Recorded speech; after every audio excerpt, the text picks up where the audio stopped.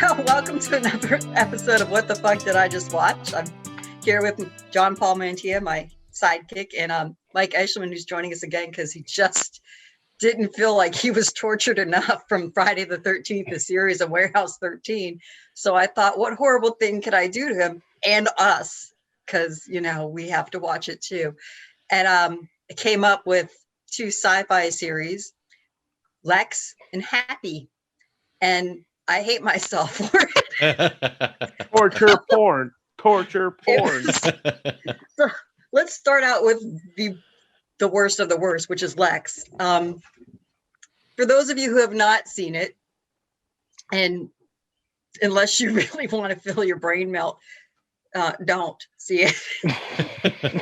It's basically like softcore porn on the Sci-Fi Channel.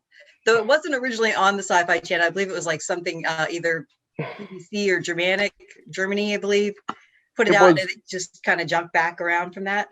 It was actually a Canadian and German production. There you go, Canadian. I did all the fun research on this one this time. Because John Paul was like, "There's titties in this." Because there's titties in this one. That's right. So the premise of Lexx, in case you know, so you can have this fulfilling knowledge all of your own, is basically the light universe is run by this creature called the Shadow, or actually shadows, because they have a lineage that's contained in human brains, and they dominate the entirety of the light universe, and they're not really the nicest people, and it's very much, you will follow my laws or we will either execute you or force you to become something that will follow the laws. So our main character is Nazis. Yeah, Nazis. Fascists. They're fascists. Yeah. You have Stanley Tweedle, who's security officer 4, who's also known as the Grand Traitor, because he was captured and had like a DNA map in his tooth. They like had like where all the bases were for the resistance, basically. I'm summing it up badly. They use different terms. Who after that they let him live, but he had to work for them as this low class little security guard. And we have Zev, was in the wife bank. Basically, she was raised in a box to be a perfect wife, but she was fat and had, you know, warts on her face. So therefore, unattractive and unwanted. And when she met her to be was like a child of like what maybe looked preteen. He rejected her. She punched him in the face, which I was like, go girl. So her punishment was she was going to become a sex slave. So her punishment was they were going to give her the perfect body, the perfect face, and basically huge sex drive and like no free will, where she would just want to love whoever she was being assigned to.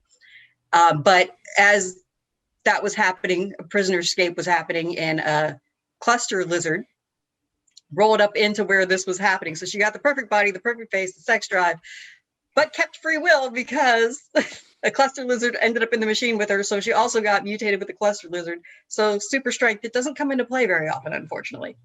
And then we have Kai, the undead assassin, who was a resistance fighter of the Borangi centuries and centuries. I think thousands 2,000 years.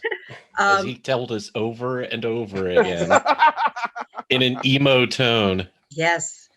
And yeah, he's kind of like your goth guy. I mean, you know, the goth love interest that can't function with the amazing hair. Come on, don't forget about amazing hair. Oh, the amazing hair poof. Yes. Definitely. Oh, it was epic. It was like a pompadour on steroids. Like beehive, but not. It was beautiful. It was so emo. It was a bit much for me, but you know, he killed it. And it all goes to, as they're breaking out, they all end up like piling together because one, Kai, the undead assassin, is trying to kill them. Stanley Tweedle ends up with the key to this ship that is a living bug, huge bug with, you know, planet destroying powers. And Zeb ends up like running in with them, and they all end up on the ship, and then they travel the light universe and then later the dark universe together, trying to find a place where they can fit in. And sexcapades ensue. It's a brain melting series, folks. I would say the first 2 seasons though are a little lighter and a little funner, more fun. Still really problematic. Really problematic. I mean, like apparently in order for a girl to lose her virginity, she can't do it when she has a penis. Well, It's true. I mean, It's yeah. true. According to the series. So Zev, who had been raised in that bank, wants to have sex. She's got two choices on the ship: the dead guy who doesn't have working equipment, who she wants, and Stanley Tweedle, who does have working equipment, who wants her and she does not want. And if you saw the characters, you can kind of figure that out. Plus, he's whiny. It's not even just that he's not attractive; he's a very whiny creature. What are you talking about, guys? What are you talking about? And I forgot 790. She also so when she was about to become the love slave, and she ends up getting knocked out of the chamber that they're trying to convert her in, she picks up the robot that was running the process and sticks his head in there, and he ends up getting the love slave programming. So he sees her and he's madly in love with Zep. So she has this handy little shadow robot head that travels the universe with him until the head. Don't forget about the head. Make with the head. Until eventually it breaks and then it gets repaired by Kai, and then it ends up being madly in love with Kai. But at any rate, the beginning, first two seasons, it's in love with Zev. But yeah, there's an episode where there's a toxic waste that makes them switch genders. And then that's like the first time she has sex. She actually has sex with Stanley Tweedle, but she has a penis and he has a vagina. And so she asked the assassin if that means that she lost her virginity. And he's like, nope, doesn't count that way. It's kind of like the problematic theme that keeps going on. It's a very... I mean, all I can say is, how can a show that has Tim Curry, Rector Howard, Barry Bostwick, Malcolm McDowell, how can it have all these like known great actors be this horrible? Nigel Bennett too. Let's not forget Nigel Bennett. Oh, I forgot. Right? Anybody of Forever Night fans, you might remember him. Yeah. It just, oh man. I'm sorry, Mike. I'm sorry we tortured you with this. Because I mean, I'm not. We had to get tortured too, so it's fine. Right? But what's crazy is, I remember when it was on, and I remember watching a couple episodes and going, hey, this is kind of cool. And I don't know if it was because I was young or my pervy side of me. I don't know. But even now, I'm just like, it's not just cringeworthy. It's just not good. Because, see, like, we had Farscape come out around the same time as this. Deep Space Nine. What's the other one? A couple other sci-fi where the CGI looked 100 times better. Right. I was saying to Jenny when we were starting that the only redeeming quality of the show when I first watched it was the time slot, because it was on that Sci-Fi Friday block where they had Invisible Man at 8 and then Farscape at 9 and then this. So by then I was just a gelatinous blob on the couch. So I think I just watched it by default. And again, like you pointed out, it was pervy. It's 10 o'clock at night. I'm like, I'll roll with this, There's going to be a shitty movie on at 11 on Sci-Fi. I'll just use this as a palate cleanser from the good TV. Or Mystery Science Theater reruns. Right, there you go. I think that's what it was, because I don't remember it being this awful when I first watched it. But I think when I first watched it, I only saw 2 seasons. I remembered it not being good, don't get me wrong. But it was like, I think at the time when I watched it, when it came out, it was like, it was light and entertaining. And it didn't seem as just vile as it. Though the ship had always disgusted me. So the ship, which is named Lexx, it's the Lexx. So that's where the name of the series comes from. It's like a giant dragonfly. Yeah. Oh, I thought it was a penis. Now I see it. Well, depending. It's a dragonfly that kind of looked like a penis. We can go with that. Depending on which season, because it does change shape. Yeah. And then it was the most disgusting thing you had ever seen. Like the outside of it wasn't as disgusting as the inside. Like everything. It was ribbed for her pleasure on the outside. That's right. It definitely was. On the inside, it was hairy and gross and spewed it things. was. Oh, it was disgusting. And had toilets that had tongues. They were very happy toilets, though. Very happy toilets with huge tongues. It was. I might have nightmares.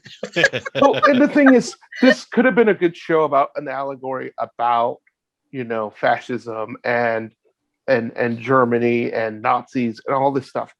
And then it turned into like, what the fuck did I just watch? Right. What the fuck? They had a great premise, and yeah, you're absolutely right. The structure of the religion combined with the government and light and dark. I mean, it's sci-fi writing 101. But then as it progressed, you realize that the writing was more sexist, racist, and xenophobic than the actual characters were. And I'd say transphobic by the time we hit season 3. Oh, absolutely. And Definitely. homophobic too. I mean, we can tap all of the different minorities and say how terribly they were treated on this show. But you know what? Yeah. If this is the actual future, thank God I am a white male heterosexual, because I will have a fighting chance in this bizarre divine shadow run future. Yeah. Otherwise, you are screwed. Yeah. Well, and I don't know if you got it also. So they might shove me in a machine and make me look attractive. I don't know. They were also supposedly bug creatures. Yeah, as a part of like their the race. Insects versus humans. Right. So The shadows, yeah. Yeah, so it went like Starship Troopers, but you're like, what? Right. Yeah, it just gets weird. And I mean, not weird in a good way, but weird like, why? You had so many ways you could go with this that would have been decent, and this is just, I mean, the one thing I could say that were kind of fair about, like the person who most often, well, I guess this isn't quite fair. The person most often who was sexually assaulted was Stanley Tweedle, as opposed to, the female character, which is a nice switch, I guess. But we could maybe unless you're him, and then I mean, unless you're him, right? It's just out there, right? Yeah, I mean, and it seemed like the further it got, the smaller the budget got too. I would agree. The shows should be building on themselves, but we got to a point where like we have $600 and 20 episodes that we have to film, and we have a bag of sand. We're having a desert work world. with it. I mean, I will admit one of the weirdest episodes, which I really, really enjoyed, was the musical episode. That was good. I liked that. Yeah. And I think when I had to make a list of my favorites, I picked the Shakespeare episode. Okay, yeah, that was a good one too. It was hilarious. I will say this. Now, there are weirder episodes where they were like really just like letting their actors just go fucking nuts. Like the one where they rescue the frozen camp kids, which, by the way, recurring theme on Lexx. If the ship Lexx rescues you, you're going to fucking die. You're going to die. But oh yeah, they kind of, so they have kids that were pleasure cruising on their rich dad's, well, one of the kids' rich dad's space shuttles, and they end up frozen and floating around for hundreds of years or some shit. Mm-hmm. And of course, when when the crew of Lexx and the Lexx rescues them, it's like an 80s horror movie, and they go to wake up Kai, but they tell him to become a serial killer, like the slasher movies. So it does, which, by the way, I guess we kind of skipped this over. So Kai was a mindless assassin that just killed whoever the Dark Shadow told him to. Yes. But at some point, while he was on the Lexx, where all the predecessors of his divine shadow brains were, he got his memories back. So he ended up having free will.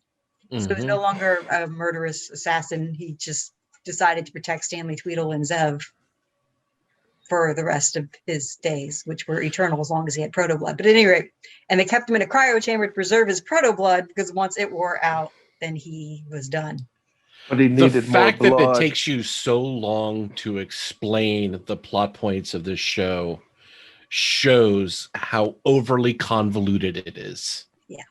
I tried so hard when I was watching the hours and hours of this to boil it down. Like, give me the back of the VHS case quote of this entire show, and all I could come up with was like Star Trek, only horny and slimy. And phobic and unaccepting of others, and I don't know. Oh, dude.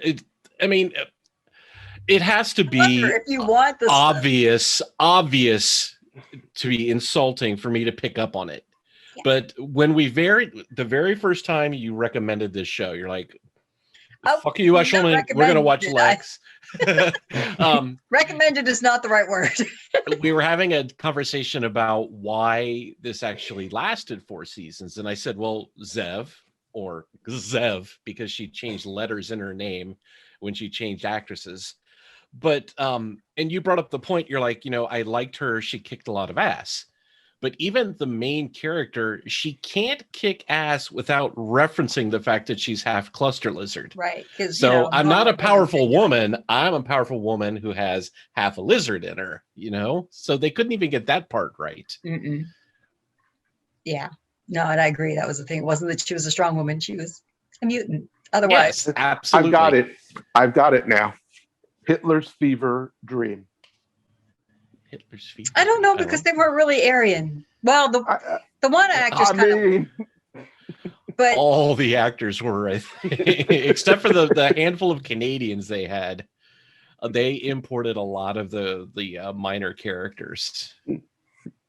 Oh, but so what I was saying about the one episode was Michael McNanus, who plays Kai, had way too much fun playing a slasher crazy serial killer. Oh yeah. And that was disturbingly somewhat of a fun episode to watch just because of that interaction where he was like popping out of toilets and slicing people up. And it was kind of insane, but at least sort of a nice break from their normal. Yeah, it was definitely an homage, because you could just tell from the camera angles that they were using that they were recreating the 80s slasher movies. And I mean, they had the shower scene, like you said, he popped out of nowhere and attacked people. It was a lot of fun, because he had a really great maniacal laugh. Yes. I mean, for a guy that's 140% emo the entire show, except when like his alter ego exists for an episode, hearing him laugh, I think, was the creepiest part, because normally he's just so monotone. I have killed mothers, I have killed babies, I have killed senators, I have no emotion, blah blah blah, touch my pretty hair, I have no wants, I don't really have needs, I just the dead do not desire. Yep. Like, get over yourself, dude. Like, the only other time he's emotive is like when he's being turned into a happy little tree by Oberon. My favorite episode. So it was awesome. See, I love the musical episode, as weird as that one was.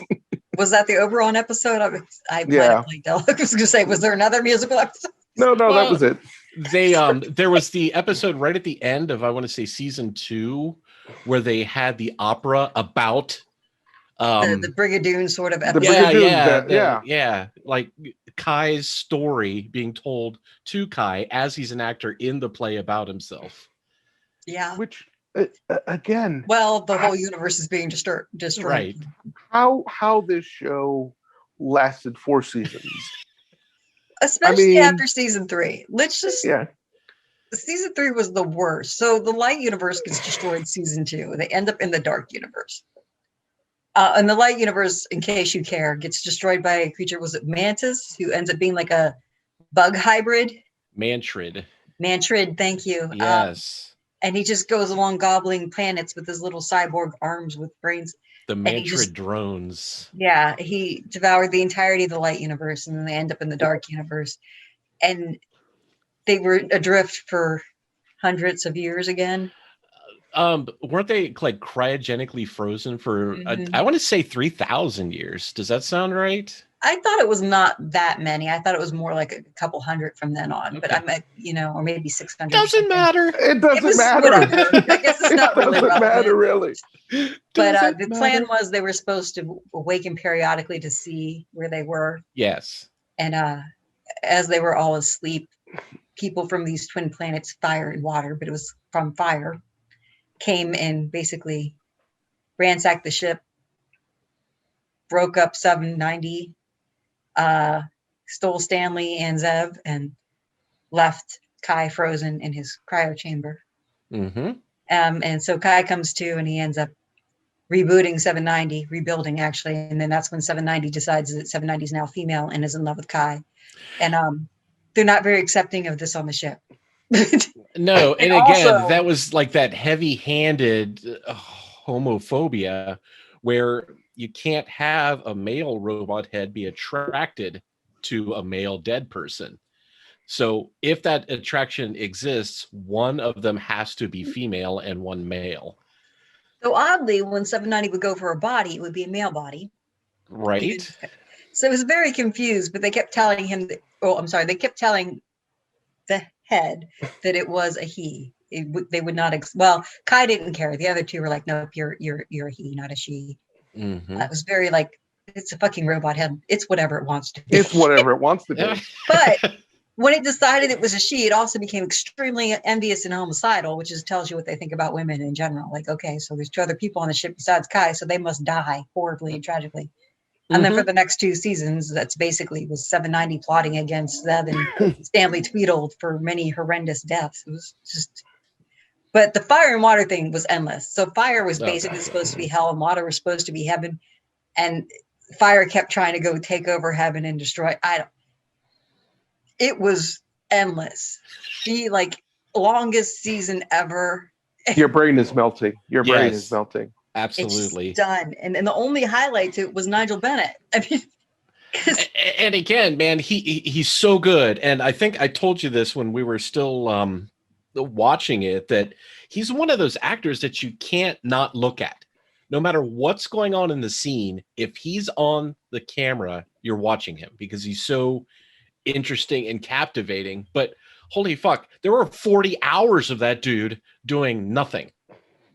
Just saying, oh, I've got this awesome plan. And a season and a half from now, I'm going to implement it. I'm going to implement it.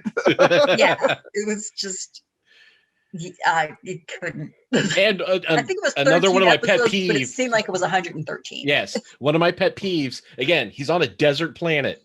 He's in charge of said desert planet. Yet the water flask he carries around with him is this big. This big. I guess that's all a real man needs, Mike. Whatever.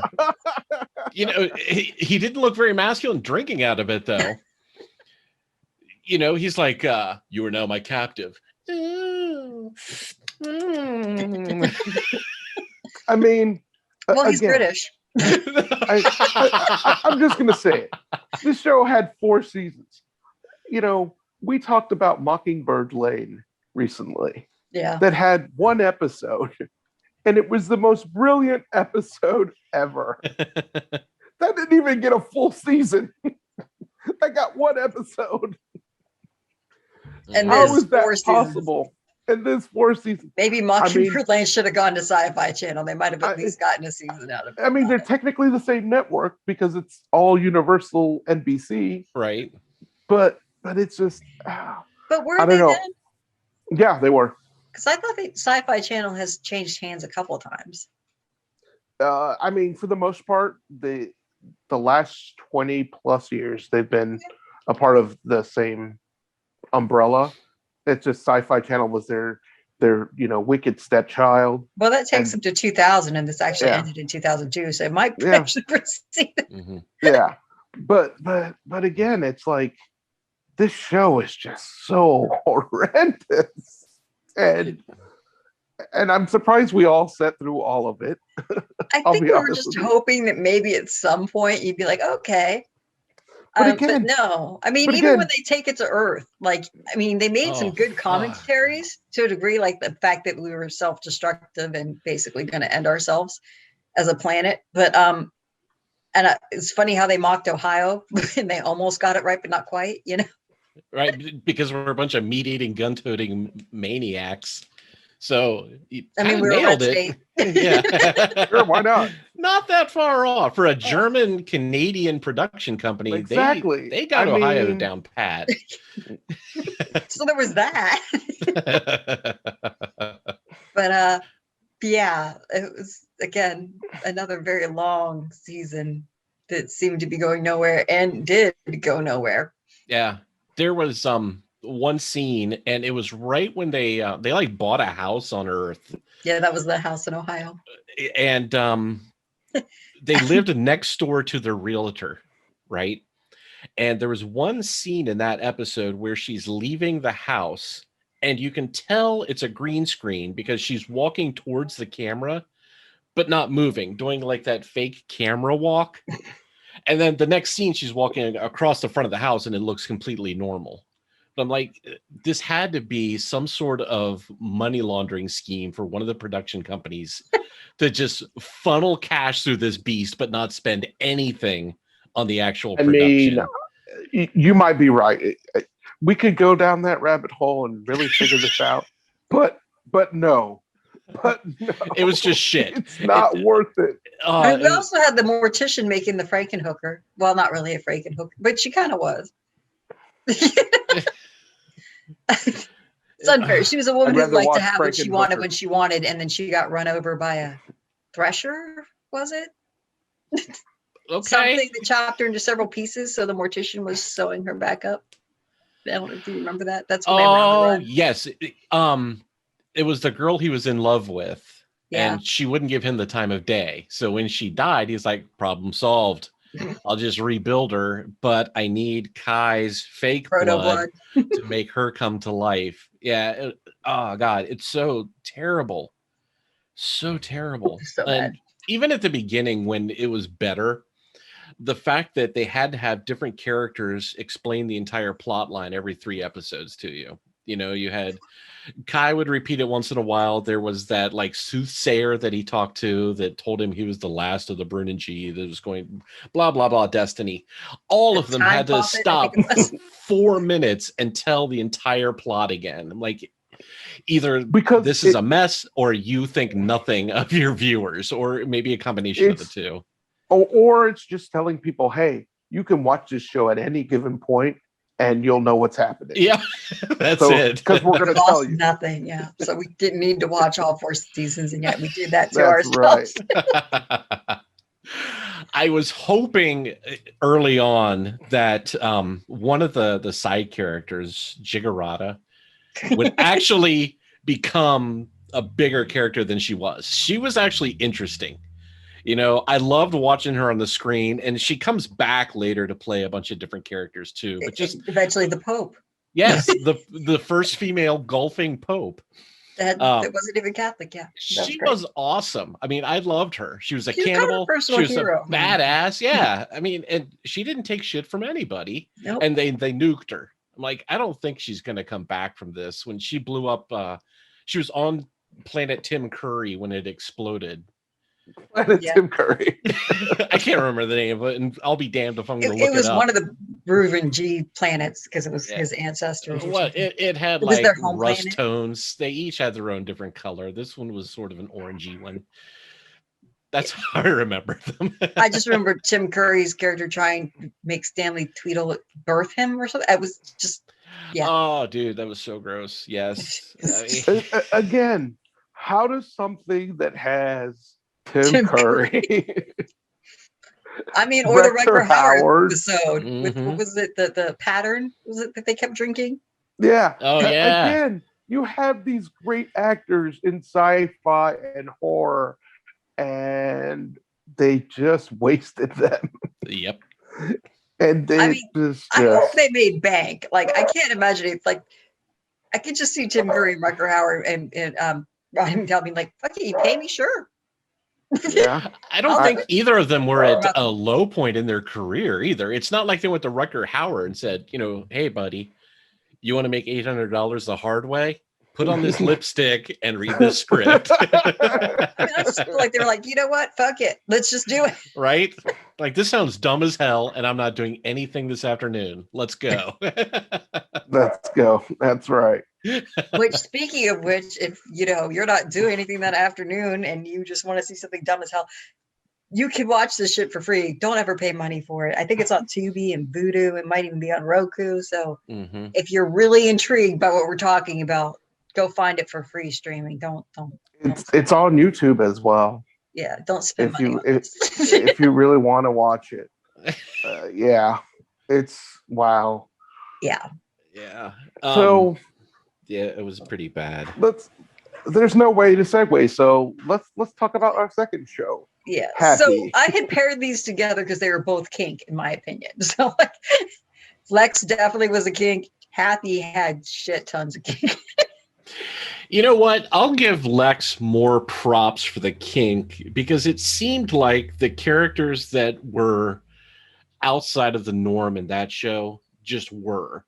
the kink in Happy seemed forced, and it seemed like they shoved it down the viewer's throat too. They're like, we're not even going to just give you some kink. We are going to give you all the kink. Right. And that's the only give you point. All the kink, we're even going to reference Shining in it because fuck it, why not? Right. Yeah. And I think, Jean-Paul, you said you watched this when it was on all the way through. Yeah. I made it 2 episodes into season 2. I absolutely loved season 1. It was a lot of fun. But during season 2, they were shoving the kink part down your throat so much that, and again, it was so forced. You know, it's like, okay, Smoothie, yes, he's a masochist, but to have to bring that up every scene he's in, you know, it's like there's no other facet of this guy's persona that we're going to show you, except for the fact that he's a homicidal maniac. But also torturing him does you no good because he's really, really enjoying every moment of it. Yeah. So I did some deep dives, and I can give you an answer why that happened. Let's hear it. So here's what I read. So they were happy they got to do season 1. It's based off a very popular, bizarre, and kinky graphic novel. Mm-hmm. Yeah, when Universal Sci-Fi did this, they said, we'll give you the first season. If it does well, we'll give you a second season. By the 4th episode, it got renewed. Then the creator said, okay, all that stuff that you didn't let us do in season 1, we want to do it in season 2. I gotcha. And that is why I feel that was the demise of the show. Because you're right, season 2, they forced a lot of it down your throat every second. Instead of like trying to keep it a really cool story and doing the, I called it the,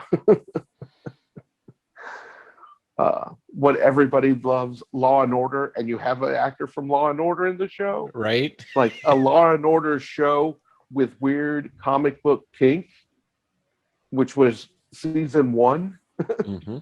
Season 2, they're like, no, let's just turn the kink up to the highest level. Not even just the kink. Just turn the whole fucking oddball what the fuck up in season 2. Right.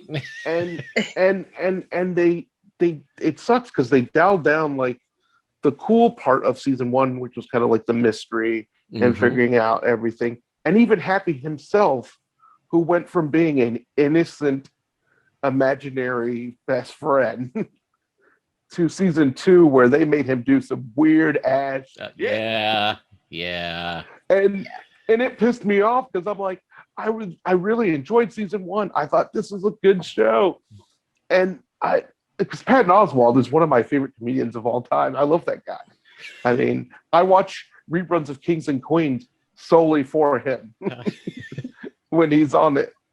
But season 2, it killed the show, and rightfully so. I mean, they did it by their own. I had watched season 1 when it first came out, and I started watching season 2 when it first came out and lost interest. And for those of you who don't know about Happy, basically you have a cop that totally lost his shit and ended up not being a cop anymore, and just an alcoholic, drug addict, low budget hitman is basically what he became. And that was Christopher Maloney from Law and Order. And turns out he has a daughter he didn't know about. He had a wife. His wife dumped him because he was cheating on her with his partner, and also the drugs and alcohol and all that fun stuff.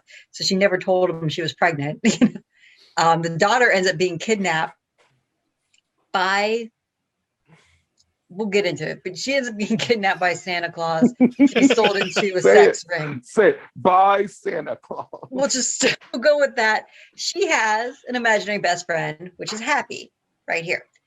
Happy's like a unicorn Pegasus who's all blue, and he's voiced by Patton Oswalt, and who does just an amazing job, by the way. Good. So good. Actually, the whole series, I'd say, had great acting in it. You can't really get mad about it.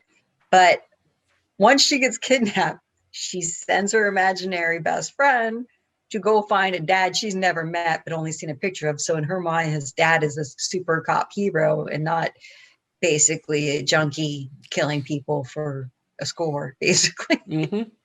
And because he is a junkie, he can see the imaginary friend and doesn't know that he's trying to save his daughter initially. He just knows that he's being haunted by this little blue Pegasus unicorn that's super perky and happy. And it keeps saying that you have to come find Hannah, which is the little girl's name, and save her. She's been kidnapped. And eventually, he describes Santa Claus, but that's a whole different story. So that's all of season 1 is just trying to get the daughter, basically, and then discovering all the creepy little lines and where it all ties to, like, mafia up into this,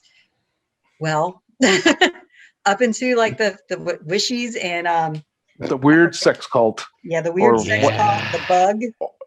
Yeah. What the hell was the name of the guy? The main guy that was the bug. I can't remember his name. Sonny. Thank you, Sonny. Sonny Shines. Sonny Shines. That was it. That actor creeped me the fuck out a couple times in the show. Yes. I'll tell you what, the acting, like you said, Jenny, the acting, spot on. But they were given nothing to work with. Yeah, but I agree. Like, the plot of season 1 wasn't bad. I mean, it gets a little weird with the bug rave and the wishies being amorphous jelly aliens, right? Beings. Yeah. Bugs. And then you have the demon, the blue demon. Well, he's not blue, but who ends up possessing Blue. Yes. And so it gets a little weird season 1 outside of the kink. Also Smoothie with no genitals who, with the pee fetish. I mean, it was just, there's a lot.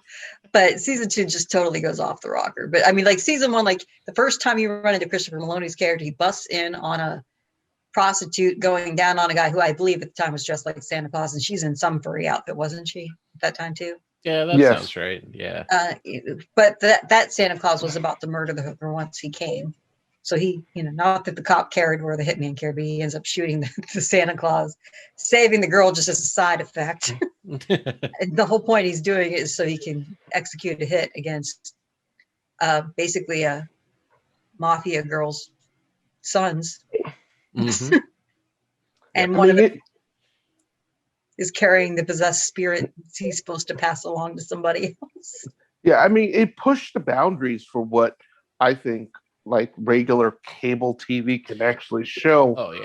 On a lot of levels, because there was stuff I'm just like, how is this on regular TV? Right. This isn't HBO. This isn't Netflix. This isn't paid service.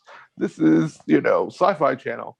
And some reruns were being shown at 8:00 at night sometimes. And I'm like, this is not right. It was hyper violent. And that's one part of the show that I loved. I mean, they did it so well. You could tell that the choreographing was top notch. It was really, really good. I mean, yes, it was gory for the sake of being gory. But yeah, it was very well shot. There was one scene in season 2 where the main characters are in the retirement home. And it turns out that it's all, the Nazis that have been hiding in the United States are all in this retirement home.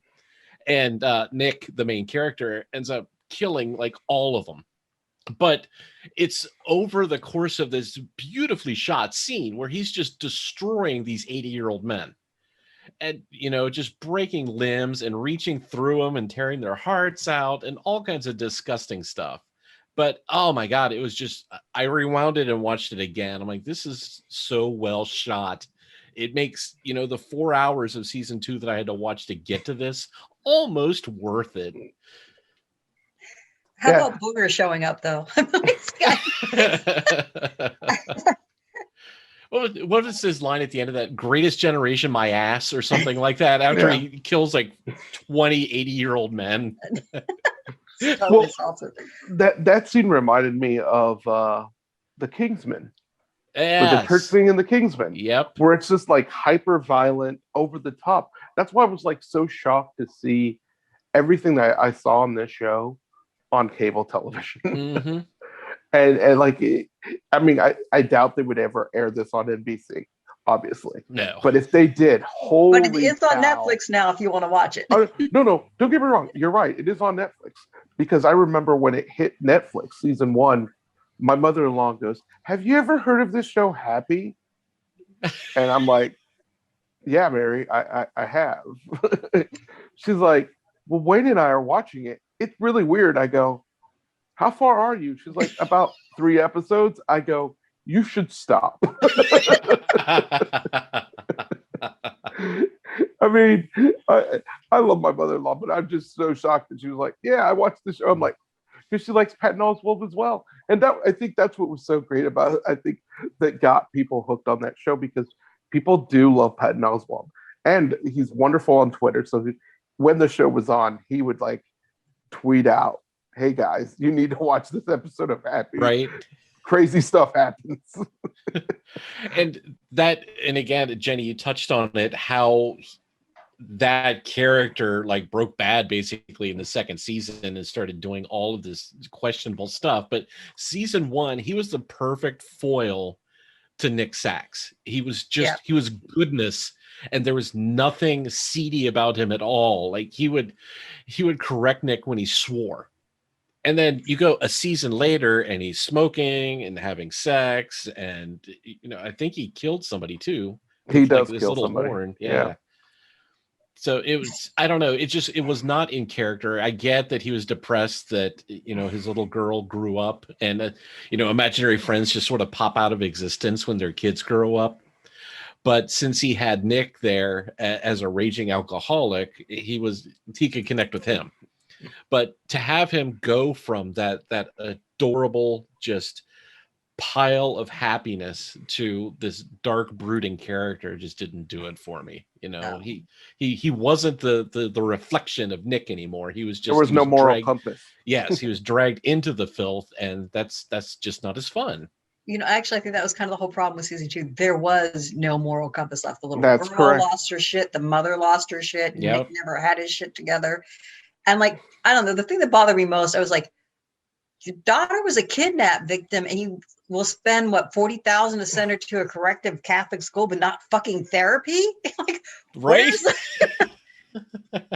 Amen. I was never a good parent, but even I took stepkids to therapy when they showed no issues like that. We're not kidnapped by Santa Claus to be sold. I'm like, nothing. No. Okay. Fine. Right. But however, there was Anne Margaret. That was amazing. And I tell you what, she looked phenomenal too. Like all of my, what movie was it? Tommy, when I was younger, that she was in. That I think was my sexual awakening, actually. but to see her dancing and enjoying herself and having fun, that was phenomenal. She actually, it was the highlight for me. It was Anne Margaret's. Yep. She's Sunny Shine's wife, ironically. And I don't know. I think my favorite part is when Happy's telling her about Amanda, which is Nick's ex-wife / the mother of Hannah, the little girl that was kidnapped in season 1 and is being trained as an assassin in season 2. It's like, she's here, she's stuck, she's pregnant. And like, you just hear him go, "Oh, in my living room, she's pregnant." Okay. Right. And she shows up in the living room, is like, "Take your pregnant ass." Right. I don't know who you are, but that's my man. It's just like, so funny the way she pulled that off. Or even the musical number she did with Happy earlier on when Nick was trying to steal the videotapes. That was lovely as well. She was just, Anne Margaret's a goddess. Yes, absolutely. She was the highlight. And I remember when this was on, seeing her in one of the commercials. I'm like, maybe I'll write it out just to see an Anne Margaret scene or two, but I couldn't bring myself to do it.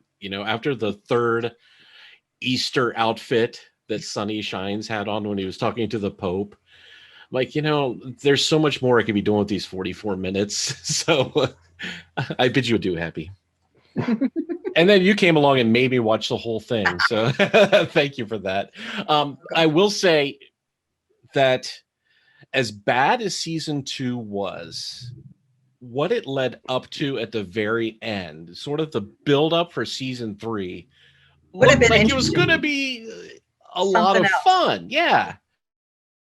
Like you had this cult of female assassins going on, and that just looked like a blast. I'm like, yes, let's focus on some of the side characters and get away from this overarching tale of woe and misery and do something fun. And then poof, the show's gone. Yeah, I was like, oh, you were doing something.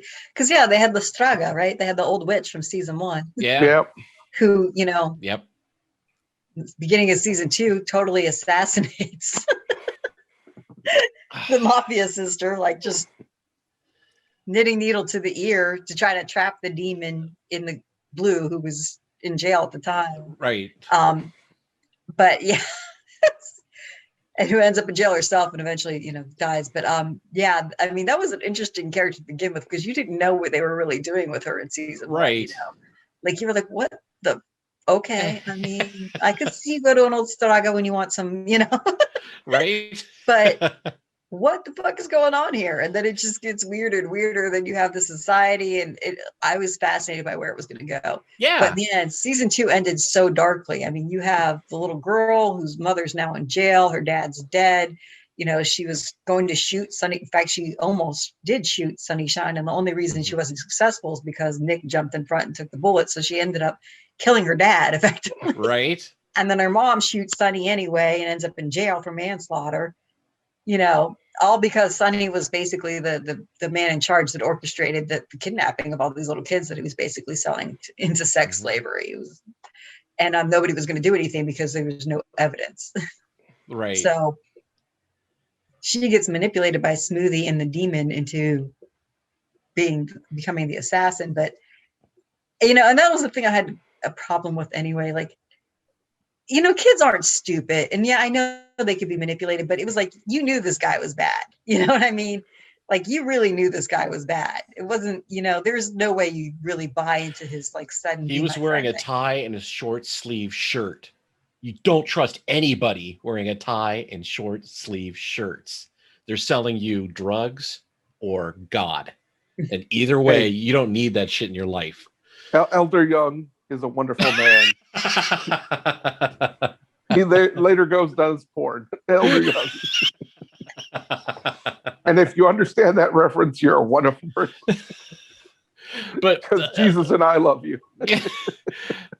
Yes, that little girl has years of therapy ahead of her after she joins the League of Assassins or whatever the hell was going to happen. John Paul, you said you researched this. Is this license like just done now that Sci-Fi killed it after 2 seasons and nobody can ever touch this again? No. Really? Because they do want to make a movie, from what I heard. Because they did set up, season 3. They do want to make a movie.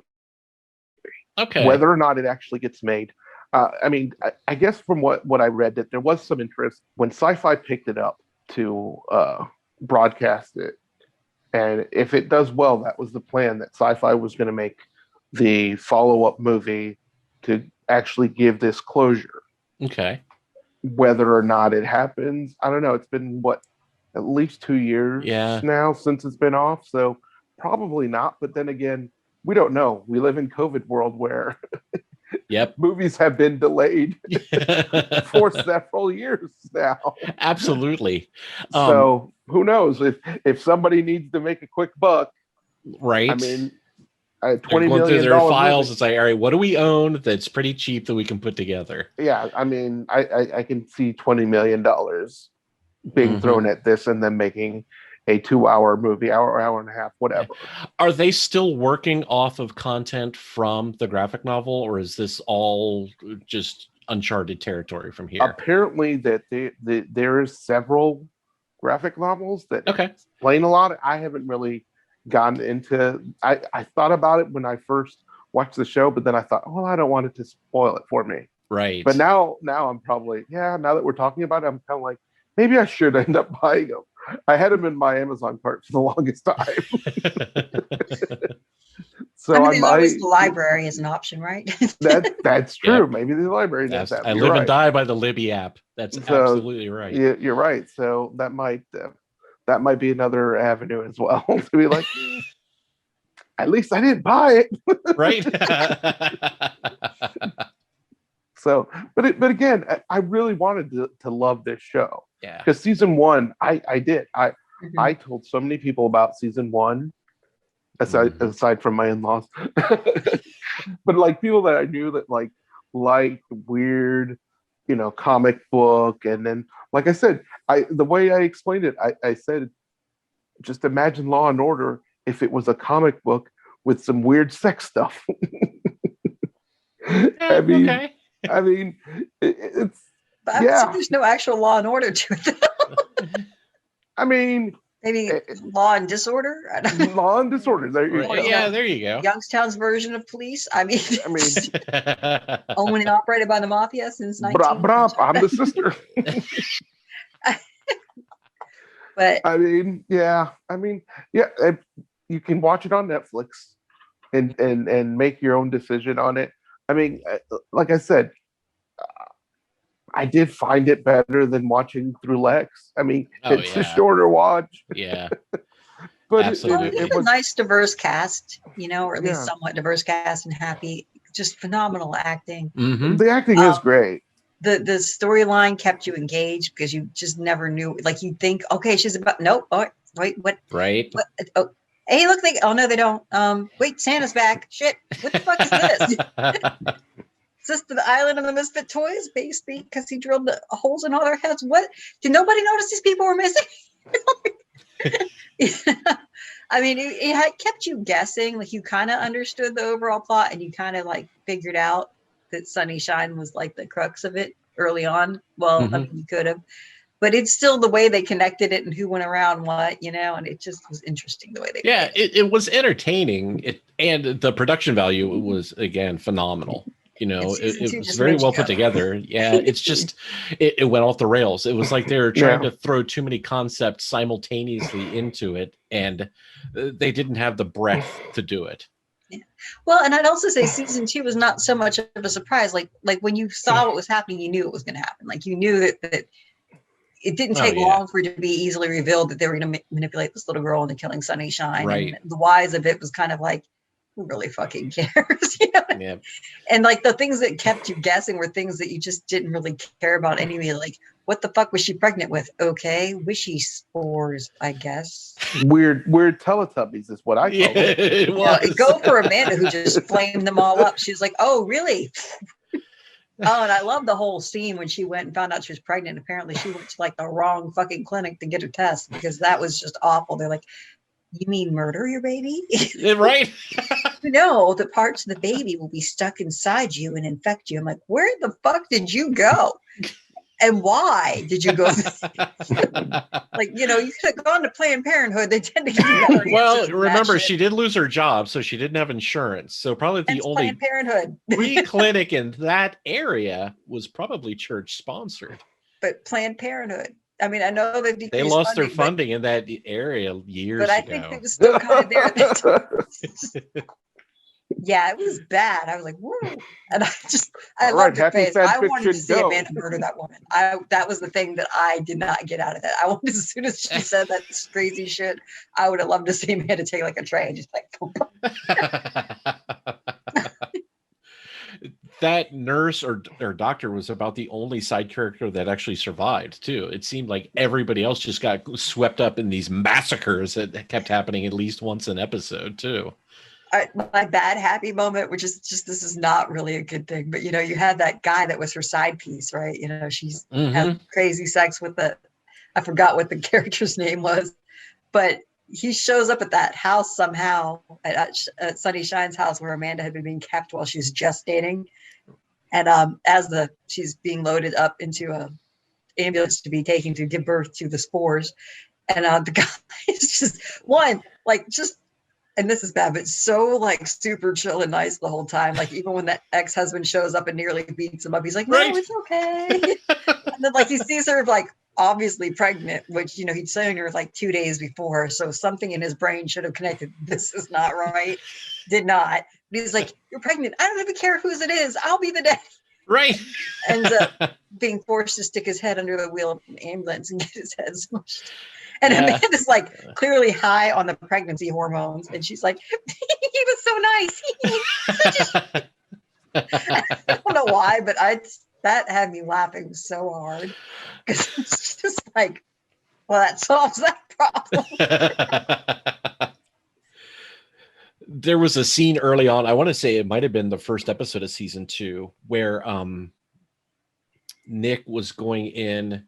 He had like sent his prostitute friend in for a job in like this abandoned warehouse, realized something was questionable about it. So he goes in to check on her, and it turns out that they were harvesting her kidneys. Yeah. And the fight scene that takes place was so good because he's sliding on the blood on this concrete floor. I mean, just slipping and sliding all over the place while he's killing all of these guys. And I don't know. I laughed and laughed and laughed during that scene. That it was so good. I loved every second of it. And wonderful. Great choreographed fight scenes in both seasons, actually. Yes, absolutely. Yeah, definitely. Yep. Again, I wonder if this show was animated, if it would have been easier for people to take in. I don't think I would have liked it as much animated. Okay. I mean, honestly, I liked it better that it wasn't. The reason why I say that is I just started watching The Invincibles on Amazon. Okay. And it's out there. There's a lot of violence, a lot of blood, a lot of weird stuff going on. And I thought, well, it's based off a comic book property as well. I wonder if people can kind of associate better with that in their heads. I don't know. But this show, like I said, bonkers as hell, but damn entertaining in some parts. Little over the top with the kink in season 2. Definitely agree with that. Mm-hmm. But I don't know. I mean, you know, they did flay a man and then stick him in the middle of a chocolate bunny. Oh, that was so gross. Yeah. Those poor little kids, you know. I hope that they just gave free therapy to them. Oh, so gross. I mean, I guess I suggest people, if they really want something bizarre, give it a whirl. It's eye candy is all it is. I mean, if you enjoy hyper violence and Patton Oswalt, then I'd recommend it. I definitely recommend season 1. I just think it was very well acted. It was quirky as hell. Yes. The kink was just kind of in there, you know. And they never really shamed anybody for it, which is really cool. Even like the weird scene where Smoothie first comes after Nick when he's in the hospital. And like Nick's like, you have a pee fetish, don't you? And then he does this whole weird thing after he kicks everybody's ass where he's like mimicking peeing on somebody with the fire extinguisher. It's still like, it's almost like he's mocking him, but not really mocking him. Right. Like, it's not like he's making, but he's like, this is for you. You can I'll give you a free. No, they didn't really shame anybody. It was just they just beat your head, you know, just like, this person is a degenerate, and here is why he is a degenerate. Over and over and over again. Maybe, but I just thought they just kind of like smoothed it in there. Like, even like they didn't shame the prostitutes. The only people that shame were like, you know, people that abuse their wives and or babies. You know what I mean? That's who they went after. And I just thought it was just like this weird little. Well, you got to draw a line somewhere, you know? Well, I mean, because that's not kink, right? You know what I mean? Right. That's not something that, you know, yeah. But I thought it was just smoothly integrated. It just took you to a world that you may not be in it. And just, I thought it was well done and funny because of it. Mm-hmm. Now, the reason why I thought season 2 was different, like, it wasn't even so much they were slamming the kink over it. It just was like, but is that kink anymore? You know what I mean? Right. Like, they turned it up to 11. Yep. And now we're just stuck flat out. What the fuck is wrong with you? You know yeah. I mean? Mm-hmm. Like, did you need to stick the flayed body in the chocolate bunny to make Easter great again? Which I did really love how they were. I mean, yes, there was a couple of things like that. Totally fucking with MAGA. Yeah. And that whole group, they were like, this is how dumb you look to us. You know? Yeah. So I admired that, of course. Yep. It seemed like they had some really cool ideas for scenes and not quite enough plot to push them away from each other. So they just had to, like, I don't know, plot spackle where you would just fill in the empty spaces with just the weirdest garbage. Like, you had the nun scene at the very beginning. Oh, that was awesome. I really enjoyed that scene. And then you had to have something between the next big choreographed scene. So they're like, well, how about aliens and a demon and a plot to reinvent Easter, but at the same time, we're going to assassinate Sunny Shines. Okay, just shake that and put it in there and hope that it makes sense. But a side note, what about the romance between Blue and Big Show? I thought that was adorable. That was great. That was so adorable. I was like, that's so cute. And then, he ends up killing his love. But anyway. But yeah, that was also, I thought, a nice moment. Yeah, absolutely. And again, it was cheesy as hell, but it was so well acted. You enjoyed watching the rapport between those two. Yeah. Definitely. And the weird ways that the demon killed people was very, like, creative, but extremely gross at the same time. So much. Not very well choreographed in this. You know what I mean? Because there was no choreography to do. But I loved how they kind of kept that a sort of mystery. Like, you just see Blue in the infirmary, and then you see a picture of where there's 6 guys with their heads stuck in 6 toilets. Right. like how what just later on happened you figure out it's mine. Well, they make it clear how it's done, but it's like, what happened? Oh, well, it is what it is. And thank God that there aren't more seasons of it that I'd have to sit and watch too. Because I have a feeling that as cool as a 3rd season looked on paper, based purely on the teaser, it wouldn't pan out. I think it would have been tedious. Yep, I concur. But I don't know. Though I would say definitely watch at least season 1 of Happy. I just really think anybody who enjoys the kind of shit that we generally enjoy, you'll get a kick out of season 1 of Happy. And it's on Netflix right now. As far as Lexx, maybe don't do that to yourself. Unless you're our happy viewer who left us some beautiful commentary on the YouTube. From our season 1, who couldn't even get the names of the characters straight, but knew so much about it. Oh well, that's right. We love our hater. We're very proud of that fact.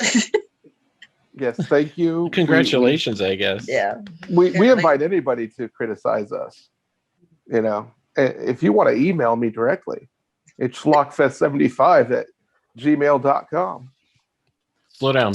schlockfest75@gmail. Okay. Be ready. I tell you, you can email me directly. But frankly, I won't read it. It's just it all like that looks like spam to me. Yeah. You can feel free to try to message us on Facebook. One of us will read that. We probably won't respond, but no, I'm kidding. Actually, probably one of us won't respond. We'll respond. Yeah, but buyer beware on that one. Yeah. Right. I mean, I know I seem nice, but do you though? No. Do you seem nice? Do you? Yeah. Do you? You both met me is the word you would use to describe being nice. Have you watched this show before? Yeah, that's tell people. Jenny, she's such a nice person. It's just not something you ever hear. Yeah. You might hear that crazy bitch though. Oh, come on. But yeah. So at any rate, folks, there's a lot to see and Happy, a lot to melt your mind in Lexx, in not a good way. No. So I will say, not worth the 40 hours at all. I will say season 4 had some pretty astute commentary on the state of planet Earth in general. It definitely based on the Americas from an outsider view, but it's just was done so chaotically, horribly, and overridden by just stupid that you got lost. Yeah. For the most Lost It's in translation. Yeah, I mean they were in Vietnam and they mocked Vietnamese people. They mocked, Vietnam vets. When they were on the Fire Planet and they had the male slaves, and like all of them were homosexual in the room, and all they wanted to do when they were freed was to dress like women and sing disco. Yeah. Like every one of them, really. There's no variety here whatsoever. It's apparently it was awful. It's very, as you pointed out, homophobic, transphobic, misogynistic. So bad. Toxic masculinity. It's every kind of. If you have to watch it, maybe the pilot and the second episode, and then just get out.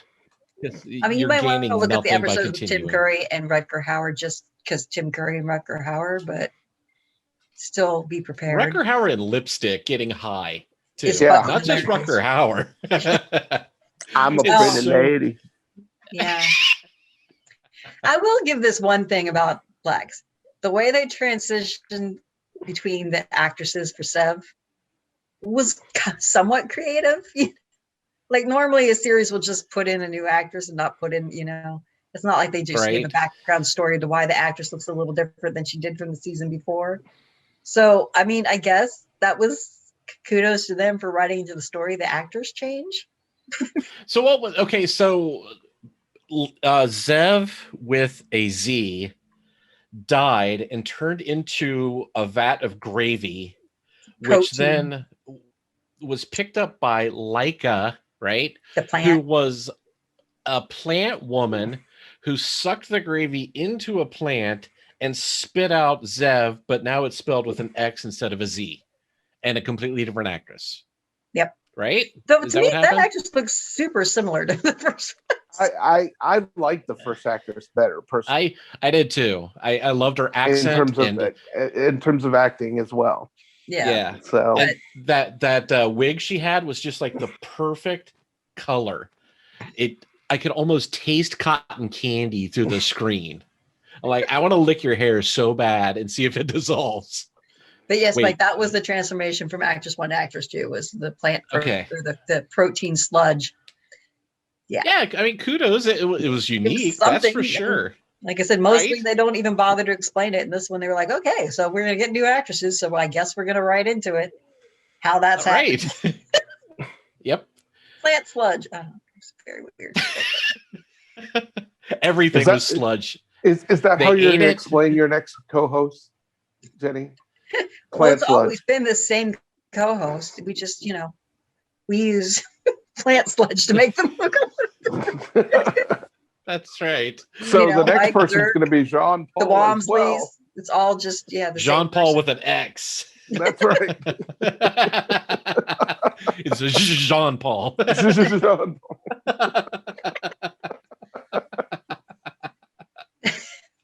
So Jenny, let's tease our next episode. Since you said the Wamsleys. I did, yeah. So far, I don't know if you guys noticed, but we seem to keep having the Wamsleys and Mike back because they like us for some reason, or they like the show enough. It could be one of the two. So the Wamsleys are going to be back again for our next episode, and it's going to be Breakin' and Breakin' 2 Electric Boogaloo.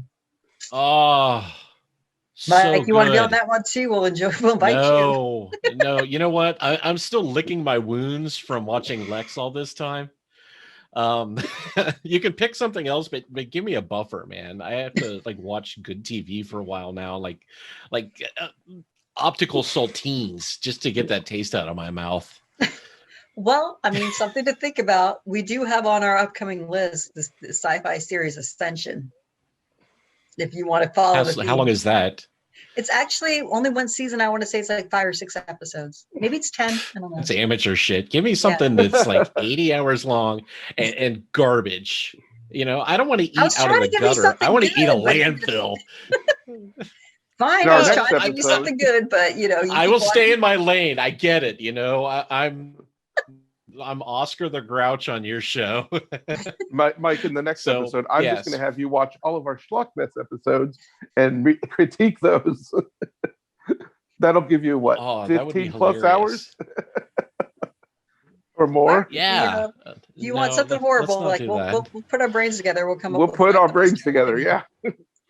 Just you know what? Sci-fi, like you said, it's 20 plus years old. They have produced some terrible television in those 2 decades. I mean, there is the Invisible Man. There is the Fifth Wave or the First Wave. First Wave, I think it was.